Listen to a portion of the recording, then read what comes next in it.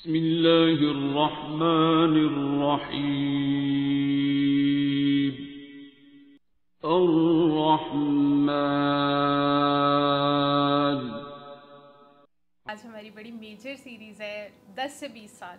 तो 10 से 20 साल के अंदर लड़के और लड़कियों में क्या मेजर चेंजेस आते हैं? इसी में वो बड़े होते हैं, उनकी बॉडी अभी बन रही होती है, हालांकि बच्चा पैदा हो जाता है। लेकिन अगर आप सूरह इंसान की पहली 3 आयतें देखें तो अल्लाह ने पूरी साइंस डिस्क्राइब कर दी हो। तो आपने पूछा 10 और 20 के दरमियान क्या है, तो इसमें उसमें शऊर आना शुरू होता है। आज चीज़ है वो ब्रेन है, और पाँव से तो स्टार्ट होता है, लेकिन इंसान का दिमाग जो है, उसका जो फिज़िकल स्ट्रक्चर है वो 7-8 साल के बाद नहीं बढ़ता।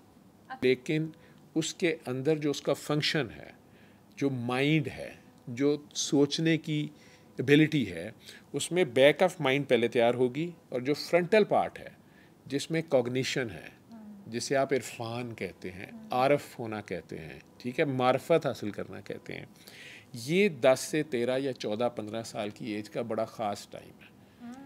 और ये वो टाइम है जो ज़्यादा जेंडर स्पेसिफिक और सेक्स हार्मोन्स तो डेवलप होते ही हैं, और उसमें उसके बिहेवियर्स डेवलप होते हैं। ये सारी चीज़ें इंटरलिंक्ड हैं। उसके साथ उसकी एप्टीट्यूड लाइफ में उसने किस किस्म का होना है, कोई स्किल उसके हार्मोनल इम्बैलेंसेस क्रिएट करेगी और बाकी डिजीज़ में भी ले जाएगी।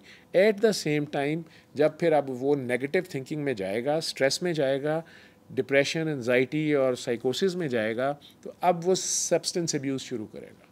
एग्जैक्टली इस एज में ना जो मेजर एक चीज़ है कि बच्चे अपने पेरेंट्स के साथ ओपनली बात नहीं कर सकते। इवन अगर बेटियों की वो एज भी होती है तो मदर्स भी उन्हें पहले से नहीं गाइड करती कि ये प्रोसेस आपको हो सकता है। तो उनको बच्चों को घर के छोटे छोटे कामों में उनको बोलने भी अब दें, स्नब ना करें, ठीक। उसका थॉट प्रोसेस भी डेवलप हो रहा है, सोचने का अंदाज भी डेवलप हो रहा है। उन्हें हर बात पे डराए मत, और यार ये हो जाएगा और छड़ परे वो हो जाएगा, उन्हें करने दे चर पे। जैसे डायबिटीज़ हो सकती है, वो 2 तरह की है।